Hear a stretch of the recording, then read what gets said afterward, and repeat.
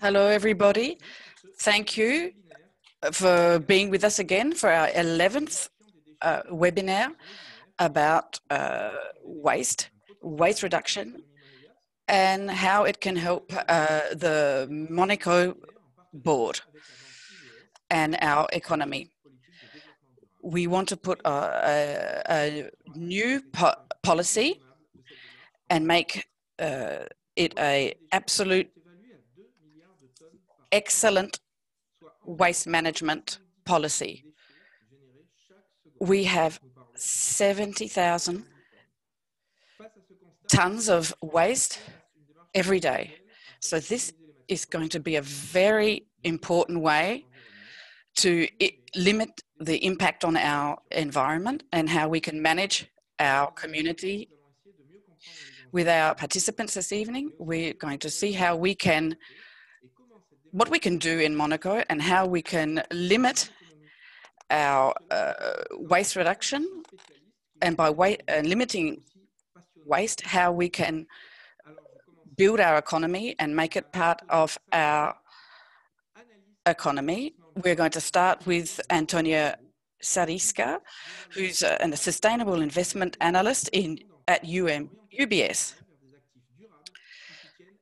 She deals with making waste a sustainable investment analyst. Welcome, Antonia.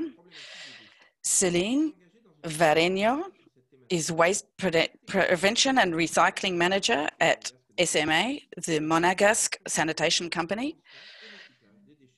She works on waste prevention and recycling. Hello, Céline. We also have with us Annabelle Jaeger-Seydoux, who's very much involved in the energy transition and is director of the mission of energy transition. She started in 2017, and tonight she's going to give us her views. Good evening, Annabelle. Good evening. Sebastian Ushi is also joining us, a project manager and retail sustainable development manager at Decathlon. He is very much into retail sustainable developing. Hello, Sebastian. Good evening, everyone. We also have with us tonight Kate Powers, who's a Monegasque citizen, originally from the US. She's the co-founder and owner of Stars and Bars. She is the co-founder of Monaco Ecology. It's an association in Monaco. She's also the ambassador of energy transition in Monaco. Hello, everyone. Lastly, we have Bruno Nabeth. He created 3S Innovation, which is a company in Monaco, which supports innovation in waste management. And he helps in large packaging companies. Good evening, everybody. We have a little difference. We have two translators, two interpreters translating this evening. We have a channel in English. You can click on it to choose English or French. The default language will be French. So please click on the button that you wish to hear, English or French. This is a first for one of our webinars. And this is all part of the European Waste Reduction Week. Without further ado, I'm going to start by introducing Antonia Sariyska. Antonia Sariyska is going to give us our her talk in English this evening, her global vision on sustainable investment and waste reduction. Then we'll turn to Céline Varenio. Thank you to everyone, and please enjoy the webinar. Thank you very much for the kind introduction, and thank you for having me this evening. I think it's going to be an excellent discussion about waste management, because waste is all about opportunities, and we're going to see some excellent examples this evening. I wanted to begin by setting the scene a little bit on what we believe the state of waste is globally. I hope you can see my slides at this point. And how we can find opportunities in waste reduction. And I hope that this will be helpful for you, as well as for your colleagues, as well as for your business partners in making decisions about waste management and sustainability. Now, we know that waste takes various forms. We know there's various definitions of waste. What we're going to be focusing on today is what we call solid waste or municipal waste, which is what is probably most obvious to us as consumers, as citizens, as regulators, as investors. And as you can see from the slide, the majority of that solid waste comes from food and green materials, from paper and cardboard, and from plastic. Tackling these three areas will be fundamental to driving the economic results that we expect from waste reduction, as well as solving some of the most pressing environmental challenges that we have on the planet. Actually, waste was not all created equally, and we see a large distribution across all regions. US and China being the front runners in terms of waste creation, closely followed by Brazil and Japan. So the largest economies in the world obviously contribute to more waste. But as we can see on the map, waste is everywhere and it's everyone's problem. So tackling waste is a global issue, but it also has regional implications. When we think about economic opportunity in waste, it makes sense to first identify what these regional implications are. And as you can see here on the left-hand side, we've distinguished between high income, upper middle income, lower middle income, and low income countries.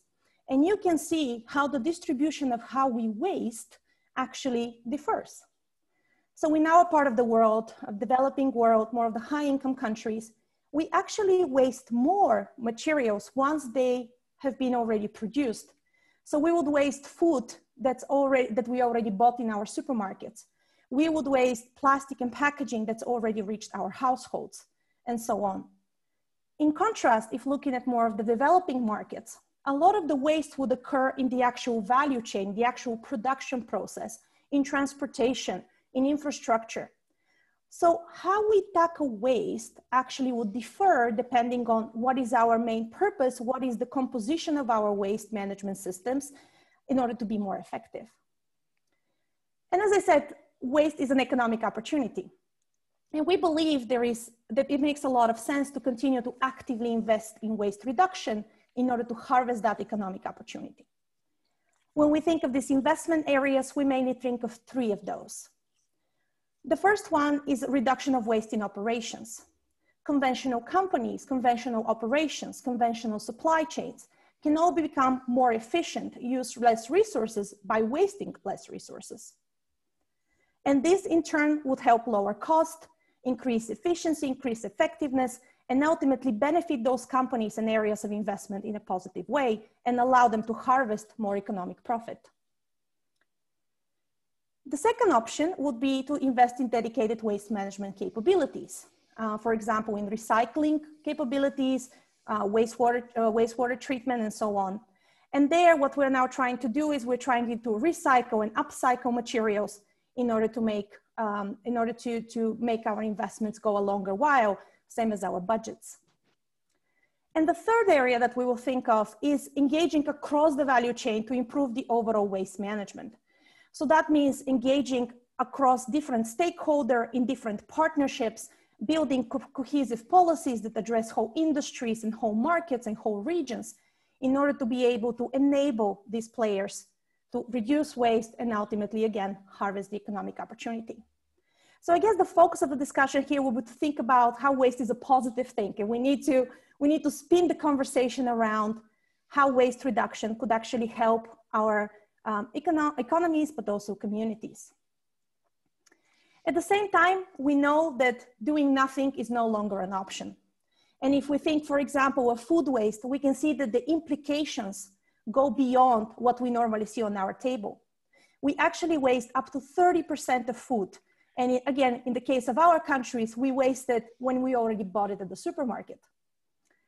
And this has its own implications. We can see that $5.7 trillion is the cost of food production and waste. And at the same time, 10% of the world population goes to bed hungry. We know that 5 million of lives are threatened due to the unsustainable food production as a result of exposure to pesticides, as a result of unsustainable agricultural practices, as example of lower shelf life and infectious related diseases coming from food. Again, 5 million people's lives being threatened if we don't address food waste. And last but not least, we of course think of our environment and the carbon footprint food waste would have in general. Actually, it's responsible for 8% of the global greenhouse emissions. Needless to say, waste reduction is something that needs to be tackled. It's a source of great economic opportunity, but also there is a cost to doing nothing, and that cost actually transmits onto us as humans and onto our communities. Please join me in the panel discussion, and I hope we can address some of these topics in a fruitful way. Thank you.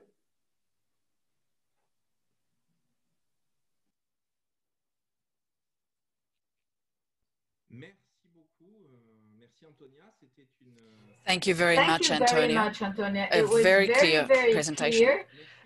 And thank you for your bringing us your expertise. And now we're going to see what people are doing actually in Monaco at grassroots level. What we can actually so now I ask let us move to on welcome our Céline, Varenio, Now, first of all, we have Annabelle Jaeger-Seydoux, who will talk we have Céline after Varenio. Céline. Céline, over to you, please. And then we're going to have Mrs. Annabelle.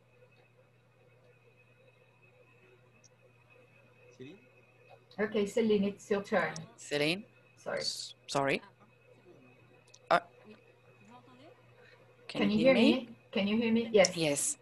So thank you very much.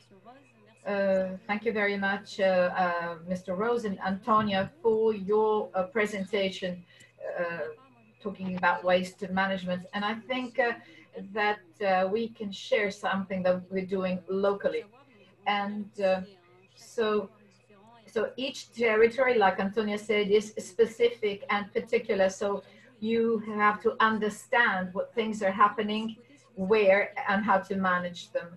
So now talking about the waste, we have energetic enhancement, and also we have the enhancement of matter. Now, for example, in Monaco, we have a cogeneration system that allows us to use whatever waste we can burn and to transform it into energy. And then we also have the recycling of materials, which are there and available to be recycled. So, as you can see, we've had more or less 37,000 tons of waste in Monaco, all sectors put together, all different types put together. And with the pandemic, of course, we've had a reduction in the number of tons because economic activities have been locked down. And but anyway, this is more or less the figures. And then, of course, we have 5,000 tons of waste, which are 22% cardboard, 18% paper wrapping, 39% glass, and 21% plastic and electronic waste. So this is basically managed the same way for either companies or households. And we pick up the cardboard and the wrappings at the shops or wherever there are little places where people can actually put their cardboard waste. And this allows us to basically capture all the waste cardboard without having any losses. And then, of course, for certain enterprises, it's also very important to have a paper collection. And of course, at SMA, we are also in charge of doing a numerical or digital transition. In other words, all the different lorries that go and collect the waste, they are all interconnected. So you can actually tell the truck driver, go and pick up this kind of waste in this place. So all kinds of waste are being collected. And this is absolutely wonderful because there is no waste which is basically lost, and the streets are clean.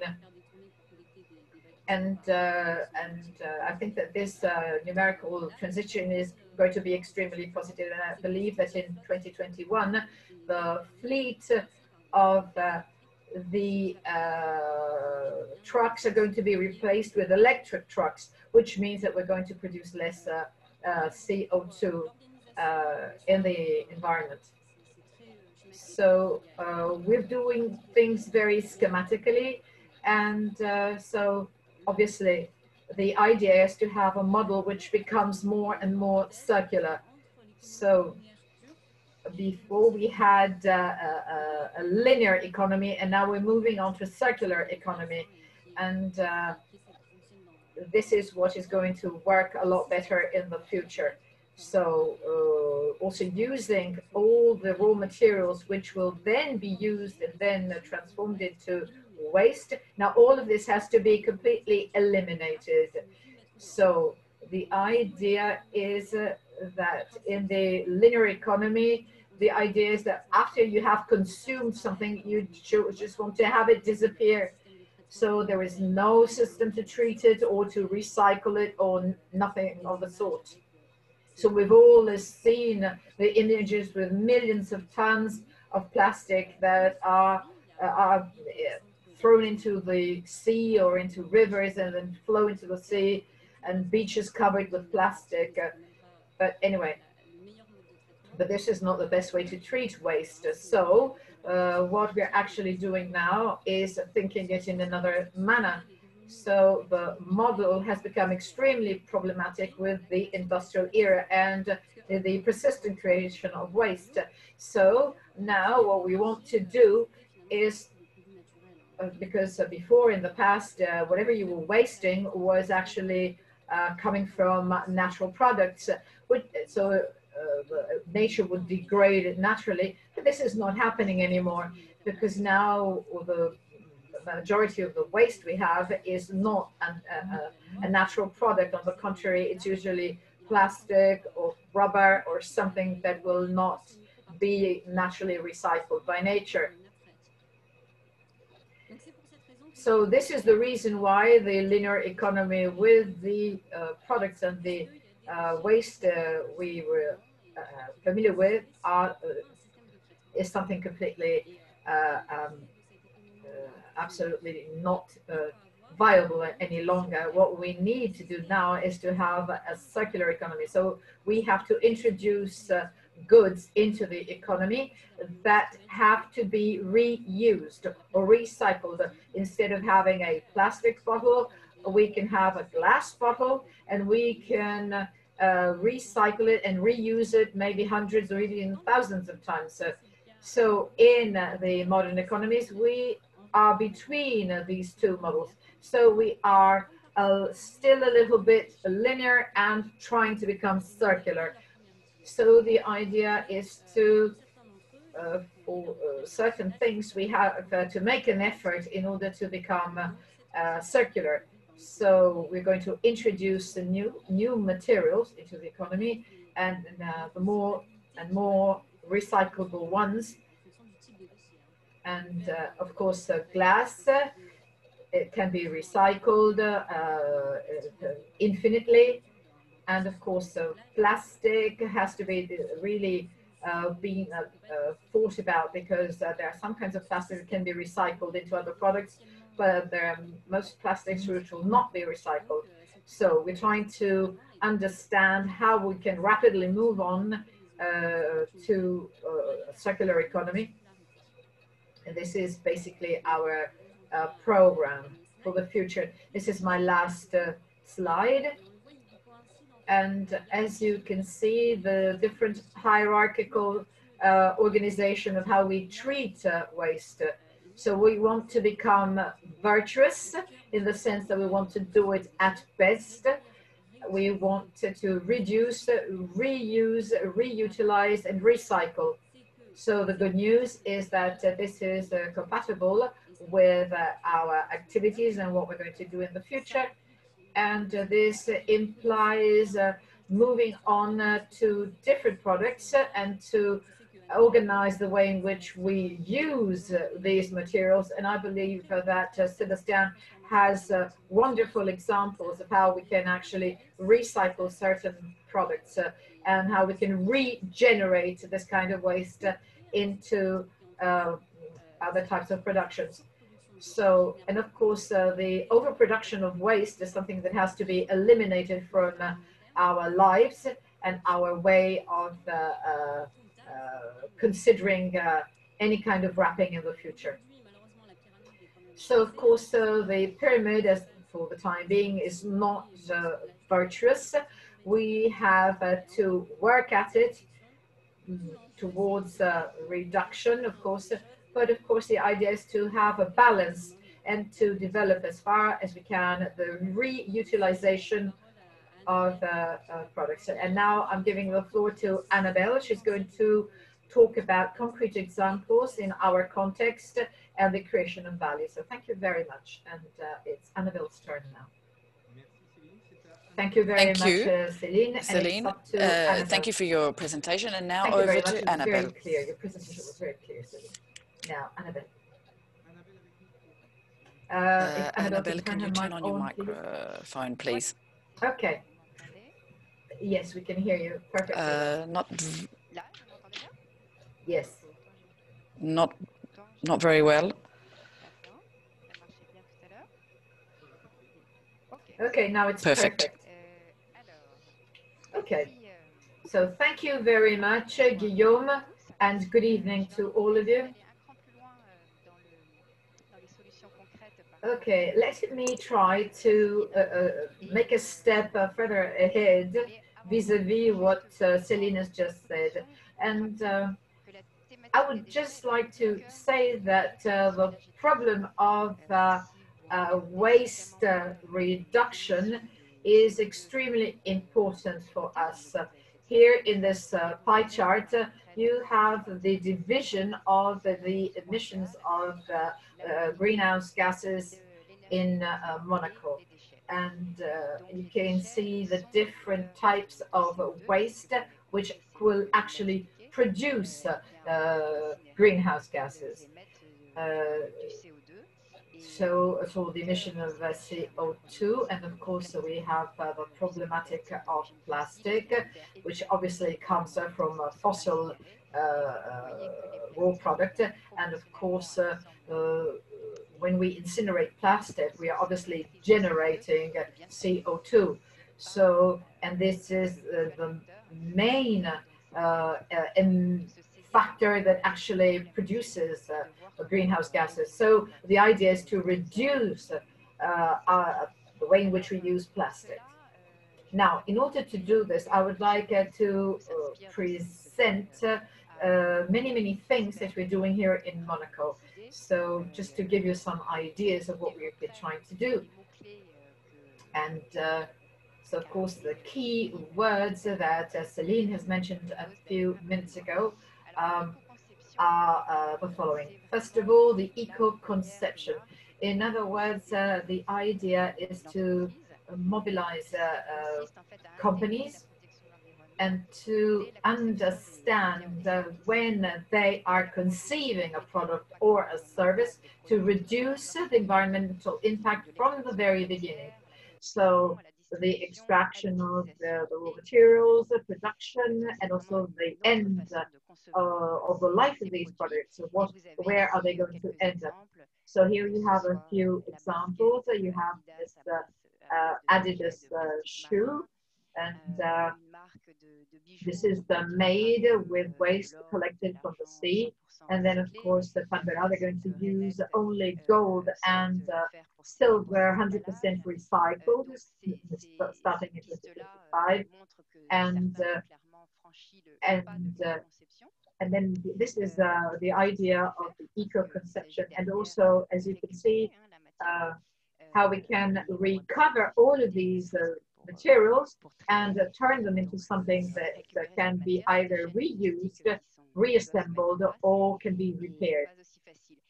So it is not all that easy, or I mean, the narrative seems to be very easy, but the actual reality is not as easy as it may seem. So it is not. So France is actually the heart of the eco-conception, and of course we are following suit in the sense that we are trying to respect whatever the trend is. And now reuse, now of course reutilize, reuse, and of course once again I would like to give you a few examples that are recognized and recognizable, and that should be advertised and become familiar to all of us. And for example, how we can avoid useless packaging. And so, for example, the consumer has the choice to buy as much as they think they're going to be using. And we have the possibility of using your common sense, in the sense that individually you can decide to fill your bottle completely, only half of your bottle, or just like an inch of your bottle when you are either buying something to drink or something liquid that you need to use at home. And of course, this is a lot better if you can reuse the same bottle time and time and time again. This is a lot better than actually throwing the bottle away.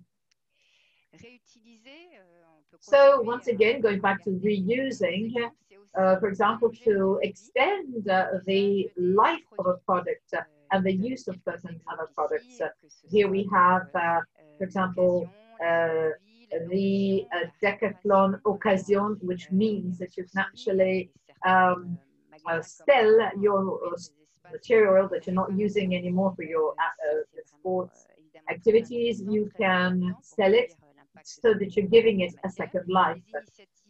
And also we have several initiatives also at industrial level. For example, interface, or interface, as you can see, they can sell, for example, tiles that is not being used or made or that is still clean enough to be reused.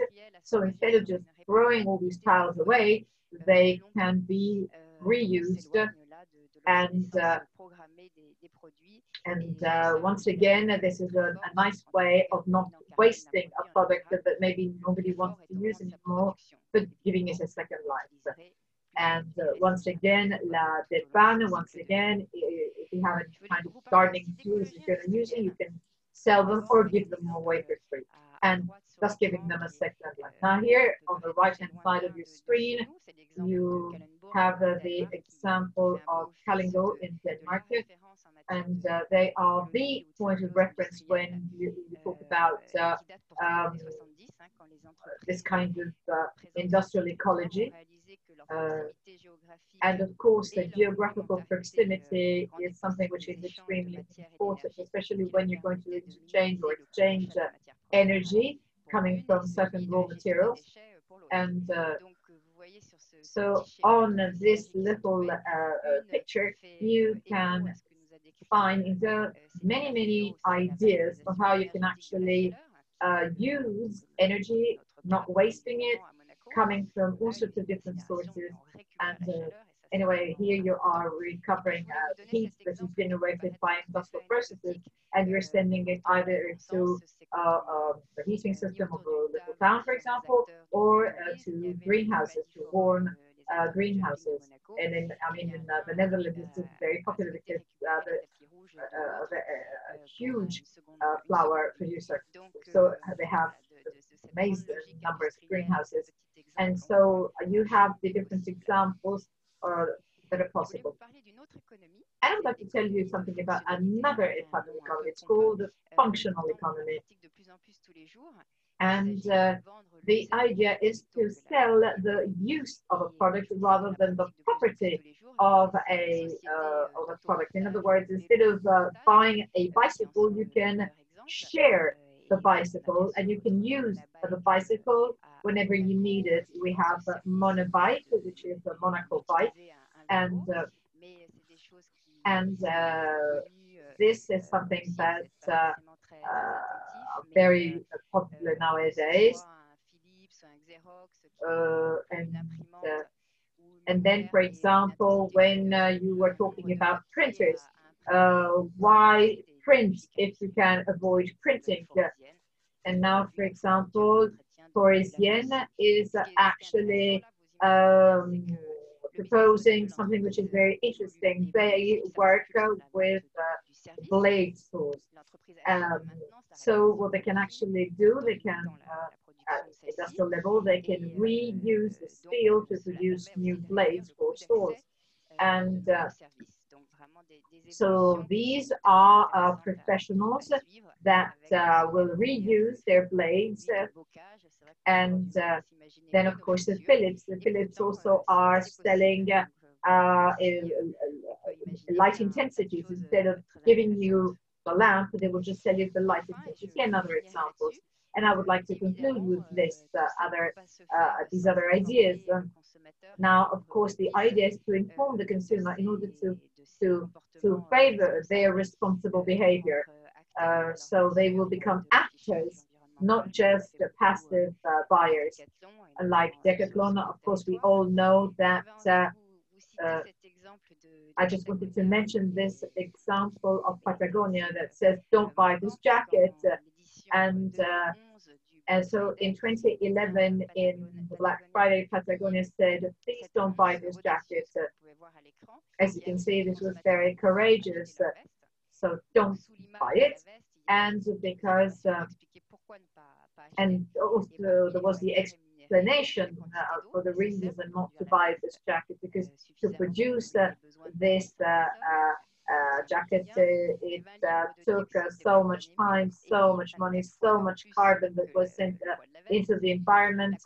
And so also the number of waste that was actually produced to buy it, etc., etc. And of course,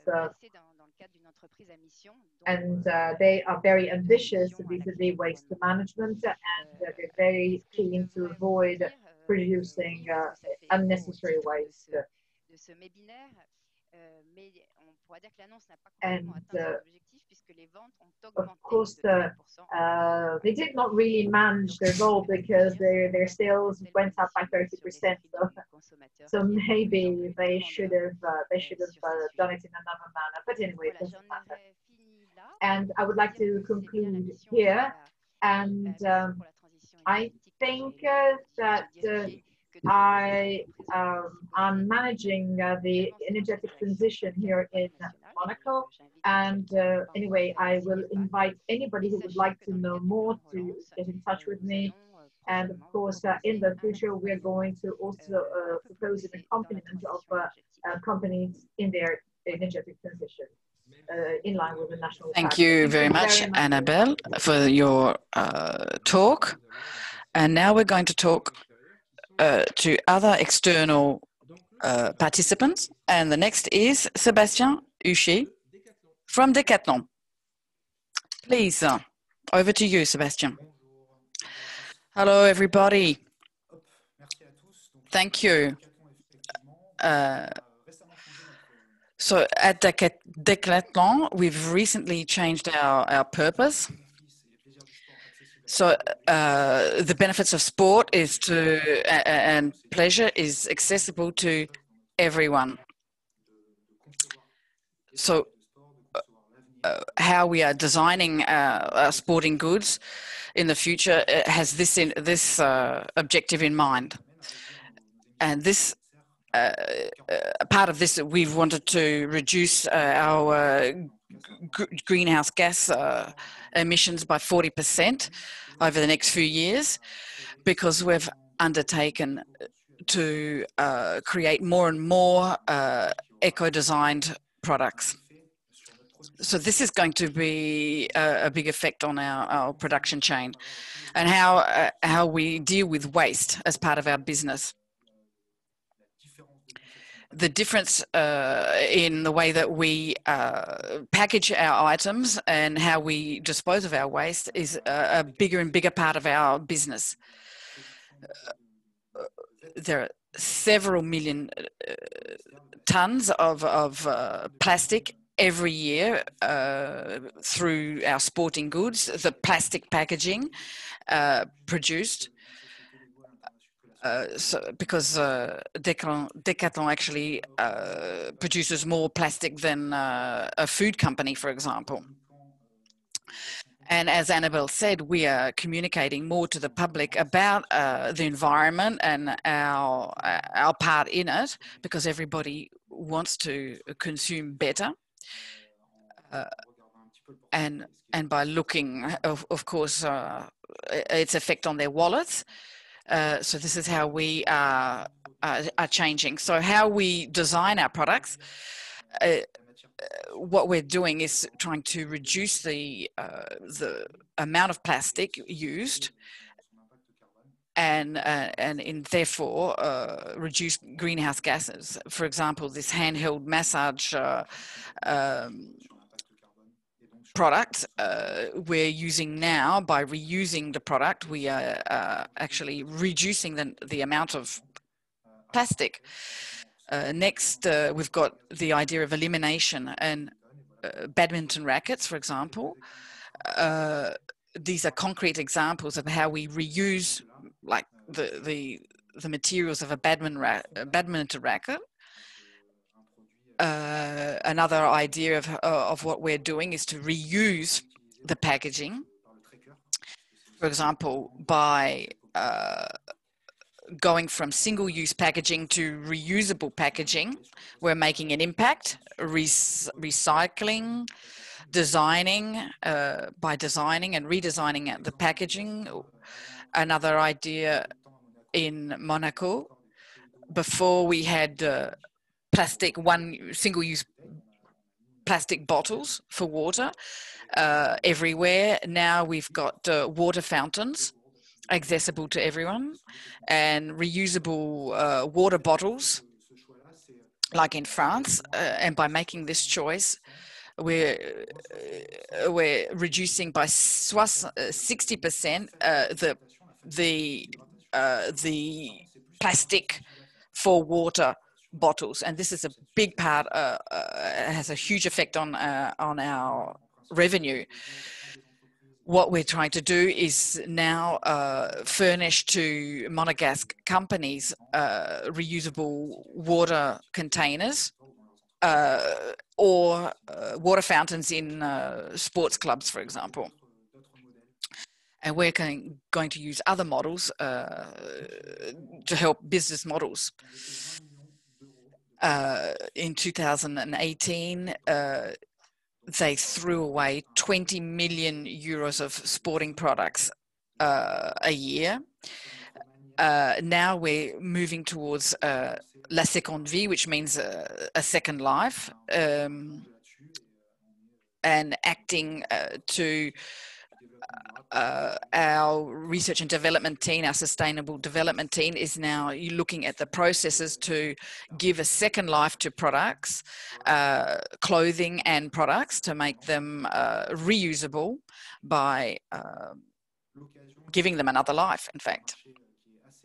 The huge sport market in France is now, we're looking now at a second-hand market, because before we didn't really look at this before, but now Decathlon is looking, is one of the front runners in this market by creating Trocathlon. We actually developed And the challenge now is to build more and more revenue by this business, and all throughout the year find secondhand items to recondition and give another life to. Céline said before that we've got the possibility now to see where the waste began. And I think now this is going to change how we look at, how we trace waste and non-hazardous industrial waste. For example,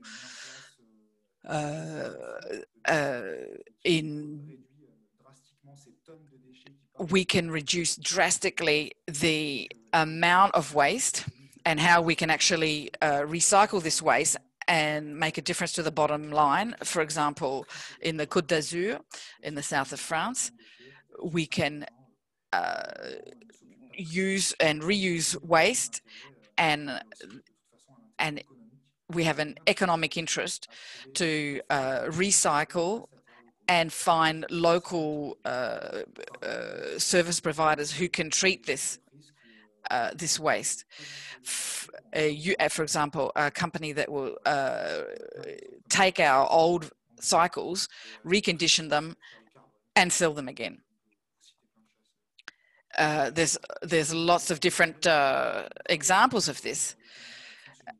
And we're looking now on at the market of cooperation, co-design. For example, a bike sold in Monaco. It can be resold again. It stays in Monaco. It's reconditioned and has another life. Or, for example, a bike helmet. For example, we can give this bike helmet. It stays in the Principality, and it depends on the function of the product. So that's my presentation. Thank you, Sébastien. It's very impressive. That's the application, the concrete application, and how we can move ahead recycling waste. And it's an economic argument, and I think that should really interest different companies. Now we have Kate Powers, and Kate also acts in Monaco for the environment. Thank you, everybody. Thank you very much, Guillaume. We've got, now you're listening to a very passionate restaurant owner. I will tell you how Stars and Bars works in recycling waste. It's 3 different procedures. One, we actually communicate a lot to the public about what we do, how we recycle paper, bottles, plastic. We try not to have that. We share books and oil, cooking oil, and our suppliers. We instead of using plastic, we have other reusable packaging for them. And we filter our oil. We recycle our bottles, and that's been the case for several years. And we try to reduce food wastage. We can give the burger without the bread at a lower cost, because some people don't eat the bread, and we can offer that at a lower price. For example, we have the doggy box, which comes from the city hall, so they can take away their uneaten food to reduce food wastage. We have containers, so, biodegradable for a little, and we charge a little bit more to demotivate the people.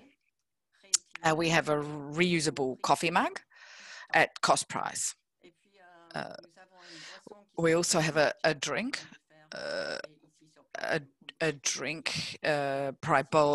probiotic drink, and if the clients use our reusable bottles,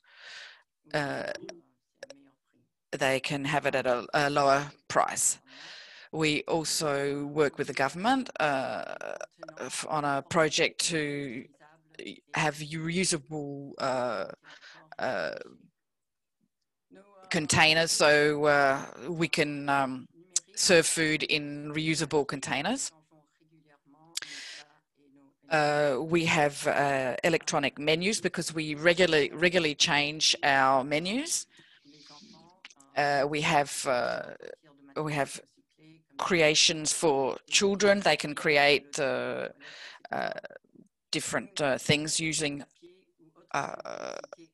on reusable items because we don't have new products. We don't have new paper menus. We have our screen menus or tablet menus. Our model is more economic in the long term. We have a different way of air conditioning, and by using different systems, we have lessened our heating. And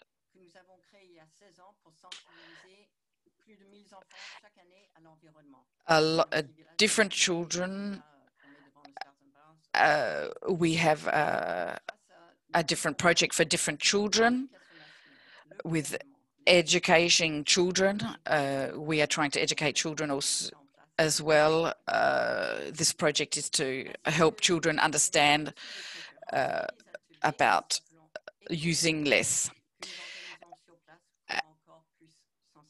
We have public awareness schemes as well and communicate regularly on our social networks.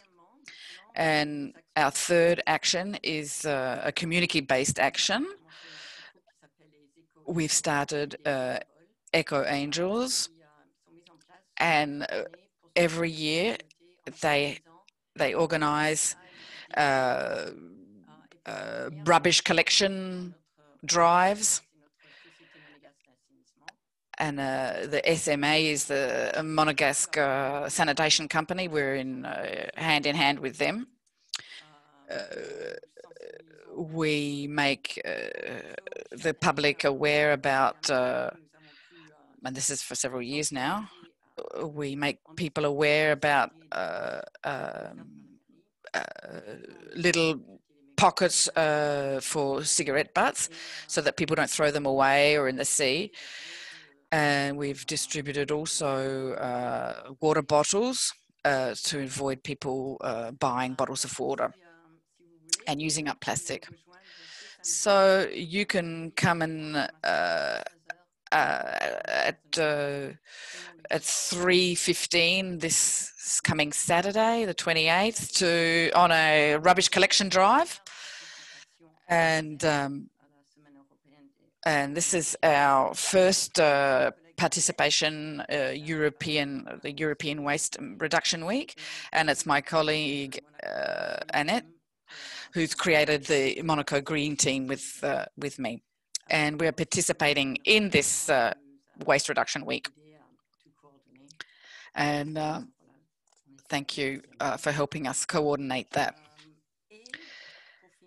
And to finish up, I was also elected ambassador for the Waste Reduction Pact to help the Principality reduce by 50% the greenhouse gas tax. So we're looking out a few years for what we can do in this respect. And this is what we've done in the last few years. So we are very proud to participate in this Waste Reduction Week and very happy to participate in this MEBinar. Thank you very much, Guillaume. for inviting us to be part of it. Thank you very much for this expose. Thank you, very comprehensive. So the actions of Stars and Bars, your restaurant, is very impressive, and you're one of the first people to do this, to actually think of the sustainable aspect, and to be part of our Monaco action. Now it's over to Bruno Nabeth. Bruno's going to talk to us now. Over to you. Thank you, Guillaume. Finish up, I would like to tell you about two planks of our work and how waste reduction can help the Monaco economy, reducing waste at the source level, as Antonia said before, and Céline as well. Once the waste is actually produced, what we have to do is try and find a second life to this waste, and not to throw it away, but to try and give a second life to this waste, as we used to say in the jargon. What we've done is look at potential projects from research studies conducted by the Energy Transition Mission by 3S Innovation. What has been presented today? We've talked about plastic being very responsible, and it's 23% of greenhouse gas emissions here in Monaco. But there's 5,000 tons, in fact, of plastic from the Principality that's incinerated every year. Unfortunately, the influence and it's 90% of greenhouse gas emissions issued by incineration. The reduction of waste at the source is to actually create something, a secondary life.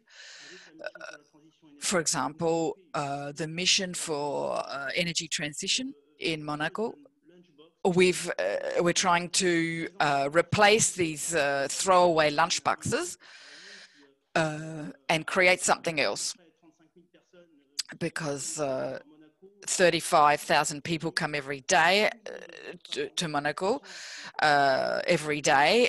So we're talking about 50 tons of plastic a year, 2 million boxes a year, sometimes plastic, sometimes in cardboard boxes.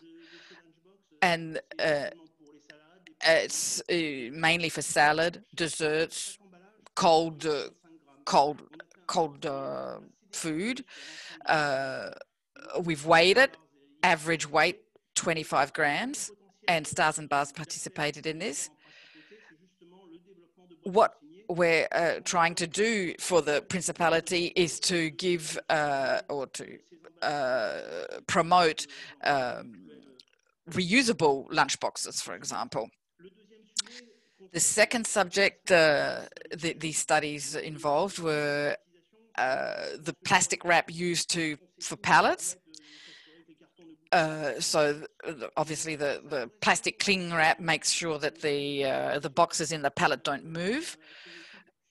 We performed a survey of 26 people, and we found that practically 160 tons a year came from plastic cling wrap for pallets. This is huge. And the biggest users, the largest contributor, had 33 tons of this plastic wrap.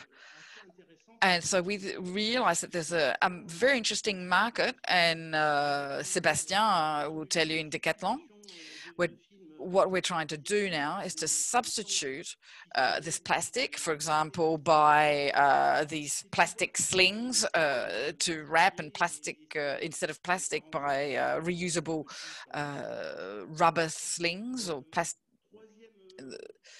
instead of plastic. The third topic from the study,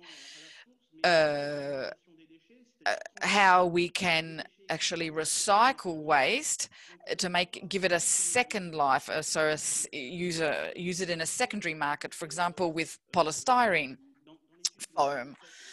In the study that we performed with the building industry, for example, carton box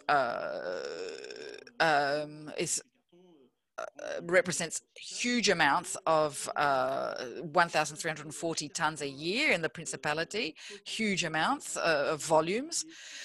Also polystyrene foam to cushion products in a carton box. Instead of using polystyrene, for example, we can use the cardboard boxes to crimp the cardboard to use it instead of the polystyrene in boxes. And then the last illustration about how we can recycle waste, for example, the plastic film for cartons and pallets. For example, you can see that in different stores in Monaco. The wrapping to protect the shirts. How can we change that? Is particularly in France, it has been actually validated in France and implemented, and that we can use in Monaco, is to take the plastic, the wrapping, covering, put it in a shredder, wash it, extract it, make recycled polystyrene pellets, and then through a extrusion and process, we can make, for example, plastic bags. For example, Carrefour does this, and Casino, the supermarkets. So instead of using polystyrene film, they make recycled products. And just to wrap up, I just wanted to just give you several good practices that we found through our survey and our studies. Everything that's on the right of the slide, I've already presented. So I just want to have a look on the left-hand column. For example, Decathlon has implemented, for example, products that have been reused or people don't want anymore. They can give to sell at preferential prices. For example, transformers of plastic materials can use their scraps and use them again.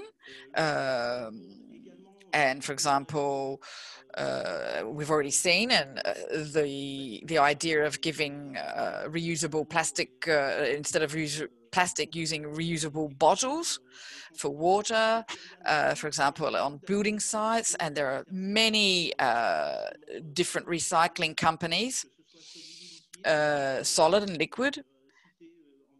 For example, the Veolia, Les Centrales, Cité Suez, these people listed on the left, down the bottom. So, Guillaume, that's it. I've finished. Thank you very much. Very comprehensive presentation. The quality of our speakers this evening for this Monaco Economic Board is very interesting, because we've received quite a few questions from the public. Justin, I'm over to you. Justin Hyman. He's going to talk about the questions and answers. Donc, la toute première pour Céline. Avons-nous connaissance de la quantité de déchets incinérés qui auraient pu être revalorisés? À défaut, comment faites-vous pour mesurer l'efficacité des dispositifs de tri à Monaco? So my first question. Okay. So we have actually characterized all the types of waste that we have on our territory. So we have started doing this in 2016. And of course, some people don't really know how to separate waste. Unfortunately, they're still not really very familiar with how to actually do it, how to separate waste. So I think that the study that has been done, the simulation of how you can actually do it, has helped in order to recycle all the recyclable waste. And of course, we have to basically measure what we find in the different waste paper baskets. This has been extremely useful because in this way we have managed to understand which kind of waste we have and how much it weighs and the percentage of each type of waste and what happens when you have to actually recycle it or just throw it away. Well, Céline has just said the essential, so I can answer another question. So we have a question for Céline. What about public investments? Well, we have special constraints. We have developed together with SMA, with my company, we have different solutions. We call them proximity solutions, and we have distributed the possibility of having containers where you can actually prepare your own compost. In other words, if you have green waste, you can either do your composting at home or you can use the public composting unit, which is very interesting. Now we're going to see whether we can actually diffuse this kind of disseminate these composting units all on the territory.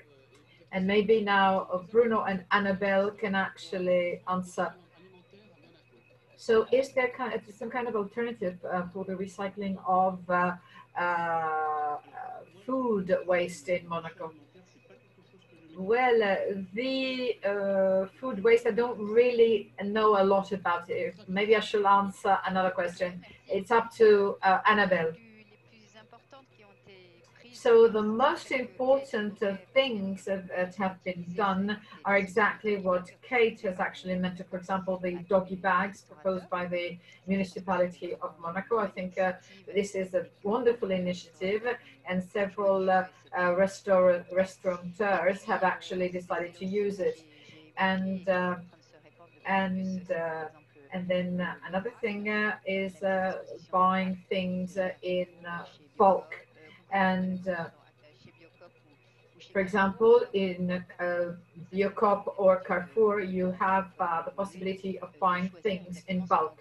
So you can select exactly what you need, and you can buy the quantity you need with a container that you take to the shop yourself. So you're reusing the container and you're only going to buy the exact amount that you need. So this is something that has been going on for quite a while. And also for SMA, which kind of solution do you propose for used electronic equipment?